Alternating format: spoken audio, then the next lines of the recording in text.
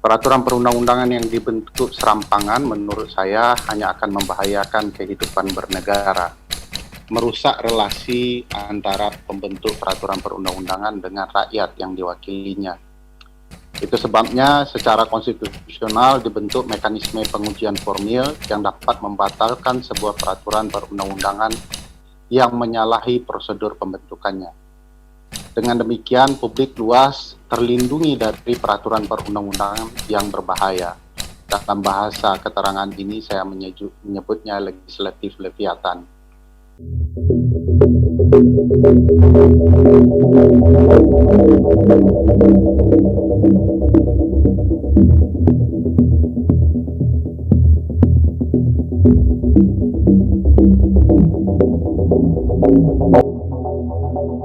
Leviathan. Apakah kawan-kawan pernah mendengar nama ini? Leviathan digambarkan sebagai monster penguasa lautan. Ada yang menggambarkan Leviathan sangat menyeramkan. Jika ia bangun, semua yang hebat akan gentar dan gemetar. Ia adalah raja diraja dari semua binatang yang ganas. Semacam iblis yang menguasai lautan.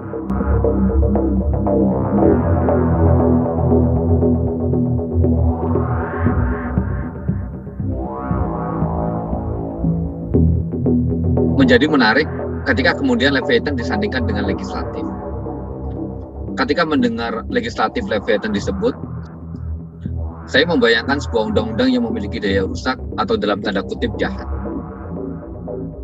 Terkait dengan legislatif Leviathan, ini digambarkan oleh Pak Ferry Amsari ketika dia memberikan keterangan ahli dalam uji formil Undang-Undang Cipta Kerja di Mahkamah Konstitusi beberapa waktu yang lalu. Ini menjadi satu gambaran yang menarik begitu ketika kita berbicara tentang bagaimana Undang-Undang Cipta Kerja ini dibahas. Dari keterangan ahli yang disampaikan oleh Pak Zainal, kita mendengar ada satu istilah setan yang menangis.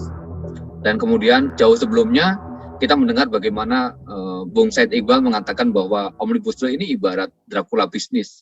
Dan kali ini kita mendengar dari Pak Ferry, legislatif Leviathan, di mana Leviathan sendiri digambarkan sebagai sebuah iblis penguasa lautan yang memberi banyak kerusakan. Menurut kitab agama Nasrani dan Yahudi, terdapat kisah tentang monster laut atau Leviathan yang mengancam kehidupan orang banyak, yang kemudian digunakan terminologinya oleh Thomas Hobbes dalam bukunya yang berjudul sama Leviathan, menjelaskan tentang sikap manusia dan kemanusiaan hingga manusia dalam pemerintahan yang buruk atau the kingdom of the darkness. Manusia yang baik acap kali dikalahkan kekuatan buruk, begitu juga sebaliknya, kebaikan yang persisten akan mengalahkan keburukan. Hobbes mengibaratkan perjumpaan cahaya matahari dan bintang di mata manusia. Matahari akan selalu dianggap lebih terang dibandingkan bintang karena indera manusia dipengaruhi keberadaan cahaya matahari dibandingkan cahaya bintang lainnya. Begitu pula menurut saya yang mulia dalam pembentukan peraturan perundang-undangan. Kuasa politik acap kali berpihak pada kegelapan yang membutuhkan cahaya kebaikan para hakim untuk membenahinya melalui proses judicial review.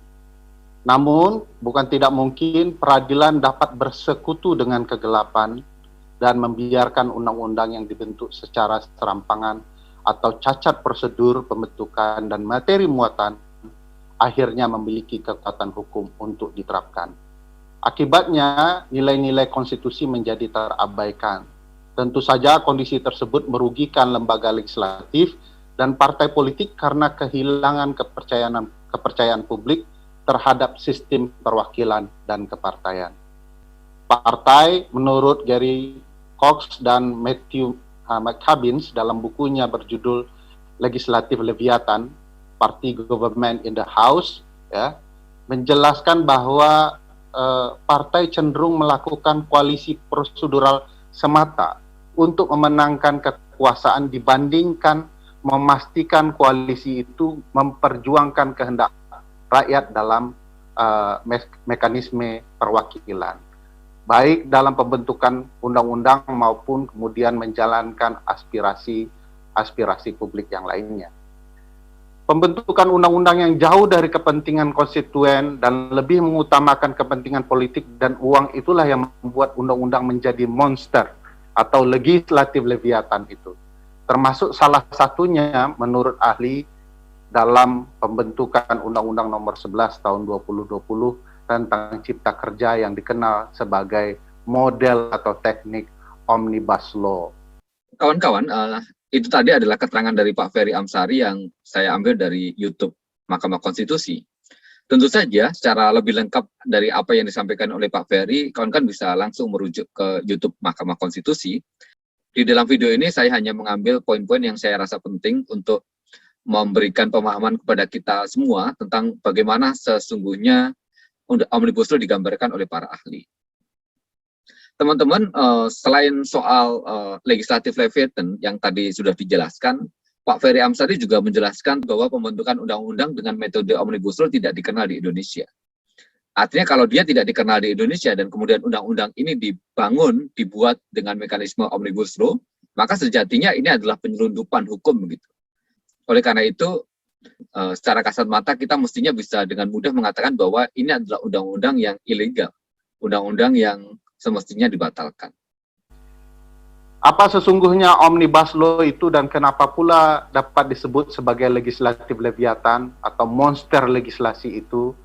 Secara politik dan ketatanegaraan, keterangan ini perlu terlebih dahulu menurut saya mengurai asal-muasal Omnibus Law Cipta Kerja dan menelusuri sejarah pembentukannya dan kenapa produk hukum semacam ini bisa lahir. Saya ingin bercerita bahwa sebenarnya konsep Omnibus Law ini adalah konsep lama. Tahun 1800-an sudah dibicarakan di dalam parlemen Inggris. Awal tujuannya adalah ingin menyederhanakan proses di parlemen untuk pembahasan legislasi. Jadi persetujuan itu tidak hanya satu kali ya terhadap satu isu. Karena itu memakan waktu dan diplomasi politik yang sangat lama. Oleh karena itu parlemen Inggris mengusulkan digabung beberapa isu dalam satu undang-undang, lalu kemudian dibahas sehingga koalisinya kemudian bisa berlanjut untuk banyak hal. Maka dibuatlah gagasan ini dan dikenal sebagai nama Omnibus Law. Tapi lama-kelamaan dalam perkembangannya, publik baru mengetahui bahwa ini adalah bagian dari taktik ya, untuk kemudian memasukkan berbagai kepentingan di dalam Omnibus Law itu. Karena terlalu banyak pasal, terlalu banyak muatan. Makanya kalau kita baca di dalam Black's Law Dictionary atau Kamus Hukum Black, dia memberikan pengertian dua terhadap Omnibus Bill atau Omnibus Law itu. Satu bicara soal rancangan undang-undang, satu ketika dia sudah jadi undang-undang. Katanya yang pertama, tentu saja pengertiannya ini adalah sebuah rancangan undang-undang yang berisi berbagai hal yang berbeda, biasanya dirancang seperti itu untuk memaksa pemerintah untuk menerima pasal-pasal tertentu yang tidak terkait atau menolak undang-undang utama seluruhnya. Jadi banyak isu ya, dengan begitu ada proses tawar-menawar, mana pasal yang dibutuhkan pemerintah dan mana yang pasal yang dibutuhkan parlemen. Sehingga terjadilah transaksi itu, lalu semuanya saling setuju karena satu sama lain berupaya memasukkan kepentingan. Karena itu, dalam sejarah Inggris, Kanada, Amerika, digagas perubahan agar mekanisme jual beli kepentingan itu tidak masuk dalam format Omnibus Law.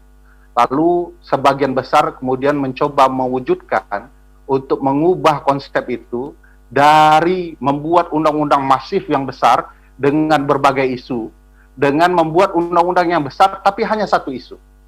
Nah, salah satu yang terkenal adalah yang membukakan model ini adalah bapaknya Justin Trudeau, Perdana Menteri Kanada saat ini. Bapaknya adalah Peter Trudeau, sebelum itu pernah menjadi Menteri Hukum ya, atau Kehakiman dalam bahasa Kanadanya, Kementerian Kehakiman.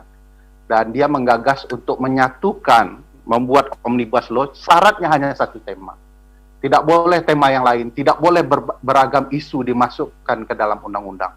Itu sebabnya ada pengertian yang kedua bahwa ini adalah sebuah paket undang-undang yang besar yang subjeknya hanya hal-hal tertentu saja, hanya satu saja. Dan itu cukup signifikan mengubah jual beli pasal-pasal tertentu, mengubah kepentingan politik menjadi lebih banyak kepentingan rakyat. Gagasan Bapak Justin Trudeau ini atau Peter Trudeau ini diwujudkan dengan membentuk Kitab Undang-Undang Pidana Kanada. Nah, yang mulia sekalian, sebenarnya Kitab Undang-Undang Hukum Pidana kita, Hukum Acara Pidana kita menggunakan konsep Omnibus Law satu tema. Dan di dalam Undang-Undang 12 tahun 2011, dalam lampiran 2 dijelaskan model yang sama. Jadi ada sepanjang hanya satu tema saja. Tapi tidak pernah dikenal dalam undang-undang kita berbagai tema dimasukkan dalam satu undang-undang. Jadi pada dasarnya gagasan Omnibus Law dengan berbagai tema sebagaimana Undang-Undang 11 2020 itu melanggar ketentuan formil tata cara pembentukan undang-undang nomor 12 tahun 2011 Jungto Undang-Undang nomor 15 tahun 2019. Oleh karena itu sangat wajar kalau kemudian kita melihat ada banyak kepentingan di dalam undang-undang ini. Banyaknya kepentingan itu sekaligus mengaburkan tentang apa sebenarnya yang menjadi substansi dari Undang-Undang Cipta Kerja. Dalam video ini Pak Ferry Amsari mengemukakan satu contoh begitu tentang bagaimana karena banyaknya kepentingan, banyaknya substansi, kemudian mengaburkan hal-hal penting di dalam Undang-Undang Cipta Kerja ini. Dalam hal ini kemudian saya teringat dari bagaimana kisah dari Undang-Undang nomor 13 tahun 2003 tentang ketenagakerjaan. Bertahun-tahun yang lalu, Undang-Undang nomor 13 tahun 2003 juga dicoba untuk dilakukan revisi, di mana revisinya itu tidak menjadi lebih baik, tapi justru menjadi lebih buruk, menurunkan banyak hal terkait dengan kesejahteraan kaum buruh. Dan sejauh itu pula, Gerakan Serikat Buruh selalu berupaya untuk melakukan penolakan terhadap revisi Undang-Undang nomor 13.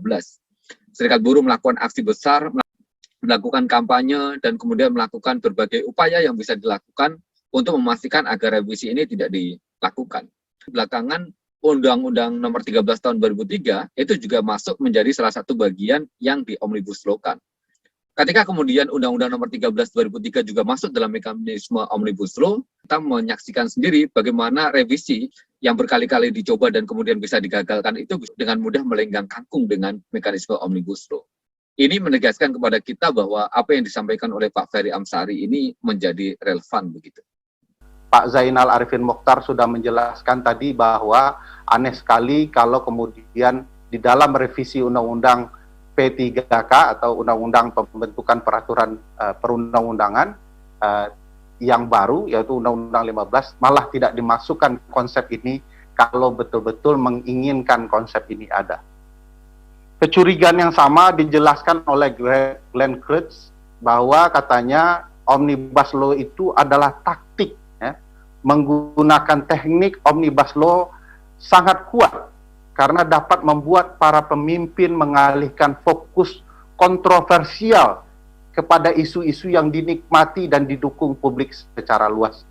Rancangan undang-undang yang muatannya besar itu memiliki fokus tersendiri atau banyak kepentingan lain, sehingga lebih mudah mendapatkan dukungan dari partai-partai agar diterima. Glenn Krutz menulisnya di dalam jurnal Political Science yang berjudul Tactical Maneuvering on Omnibus Law in Congress. Kurang lebih dia menjelaskan bahwa ini cara bagi parlemen atau lembaga legislatif untuk kemudian mengacaukan fokus publik, agar kemudian publik membicarakan hal-hal tertentu yang tidak penting, lalu tiba-tiba hal yang dianggap oleh pembuat undang-undang penting itu bisa disembunyikan. Kalau yang mulia ingat, dulu sempat dibicarakan salah satu pasal tentang bagaimana peraturan pemerintah dapat mengabaikan isi muatan undang-undang, lalu tiba-tiba dihapus. Jadi begitulah kurang lebih cara kerja pembentukan Omnibus Law. Publik diseret kepada isu tertentu, lalu lupa membahas isu-isu yang lain karena paketnya begitu besar dan waktu pembentukannya menjadi sempit. Dan kecurigaan ini beralasan dan terjadi dalam pembentukan Undang-Undang Omnibus Law Cipta Kerja. Kawan-kawan, berkali-kali dikatakan kepada kita bahwa Undang-Undang Cipta Kerja ini adalah solusi untuk mengatasi pengangguran. Undang-Undang Cipta Kerja ini akan membuat buruh-buruh tidak mudah kehilangan pekerjaan. Dan bahkan dikatakan Undang-Undang Cipta Kerja ini memberikan proteksi dan kemudian akan meningkatkan kesejahteraan. Tapi faktanya, ketika undang-undang ini disahkan di tahun 2020 dan sekarang tahun sudah berganti di 2021, apa yang dijanjikan tentang Omnibus Law itu tidak terbukti. Semua yang dijanjikan itu hanya kata-kata manis tentang penciptaan lapangan pekerjaan, tentang proteksi, tentang kesejahteraan, semuanya nyaris tidak ada yang terbukti. Dalam kaitan dengan itu, lagi-lagi apa yang disampaikan oleh Pak Ferry Amsari punya relevansi ketika dia mengatakan bahwa Omnibus Law bukanlah obat yang menyembuhkan. Saya menjelaskan penelitian dari Creighton Maitland. Dia menjelaskan bahwa Omnibus Law bukanlah obat yang bertujuan untuk menyembuhkan penyakit, melainkan obat keras, insufficient remedy katanya, atau political placebo. Jadi seolah-olah dia akan memberikan kesembuhan terhadap kepentingan warga negara Indonesia dalam mencari lapangan kerja, tapi pada faktanya malah sebaliknya. Ini adalah semacam political placebo yang diinginkan orang-orang politik dan para pemilik modal untuk kepentingan mereka pribadi atau kelompok-kelompoknya. Creighton Maitland menjelaskan ini dalam jurnal yang berjudul Omnibus Taxpayers Bill on Rights Act, Taxpayer Remedy on Political Placebo di Michigan Law Review. Itu sebabnya tujuan pembentukan yang disebut-sebut akan menciptakan lapangan kerja, menyederhanakan jumlah peraturan, mempermudah investasi, dan memudahkan harmonisasi dan sinkronisasi peraturan perundangan harus dilihat lebih dalam untuk mengetahui tujuan pokok dari Omnibus Law.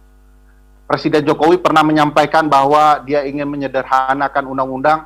Ujuk-ujuk ternyata di dalam Undang-Undang Cipta Kerja ini delegasi pembentukan peraturan perundang-undangan kepada peraturan teknis jauh lebih banyak dan jauh lebih besar.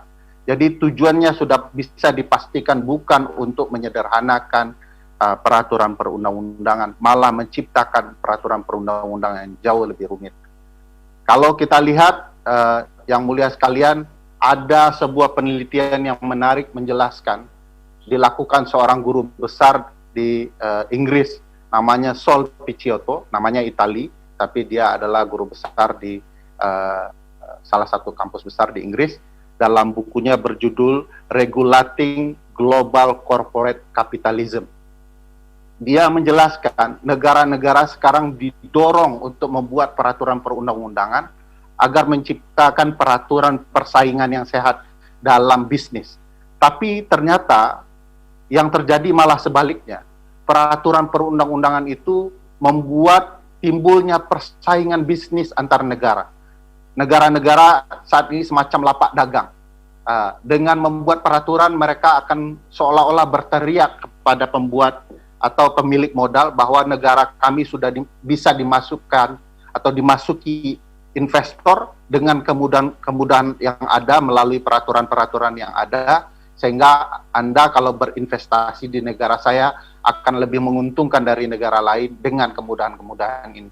Begitu juga dengan negara-negara lain, mereka berteriak dan mencoba membuka ruang kepada investor. Jadi ada persaingan bisnis yang luar biasa, yang ujung-ujungnya itu merugikan negara dunia ketiga, karena hanya mereka bisa mengandalkan sumber daya alam dan sumber daya manusianya untuk diperjualbelikan dalam investasi bisnis yang melibatkan pembentukan peraturan-peraturan ini.